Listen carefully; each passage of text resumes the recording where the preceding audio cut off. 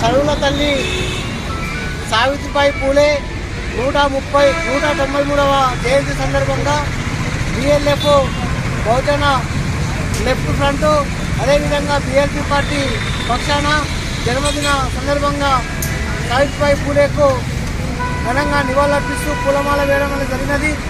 ఏదైతే సావిత్రిబాయి పూలే భారతదేశంలో మొట్టమొదటిసారిగా ఆడవాళ్లకు మహిళలకు విద్య నేర్పినటువంటి తల్లి ఎవరైనా ఉన్నారో అంటే సావిత్రిబాయి పూలే తప్ప మరొకటి కాదు.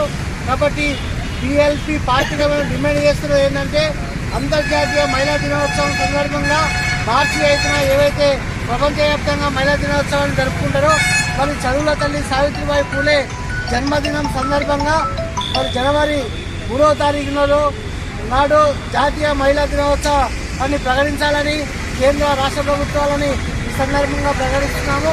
సావిత్రిబాయి పూలే ఆశయాన్ని మరి వాళ్ళ యొక్క జీవిత చరిత్రని పాఠ్యపుస్తకాల్లో ముద్రించాలని సావిత్రిబాయి పూలే, అంబేద్కర్, అదేవిధంగా కారల్ మార్క్స్, అదేవిధంగా పూలే ఆశయ సాధన కోసం బిఎల్పి పార్టీ కానీ బిఎల్ఎఫ్ పనిచేస్తుందని సందర్భంగా తెలియజేస్తూ జై భీమ్ లాల్ సాబ్తో ముగిస్తుంది.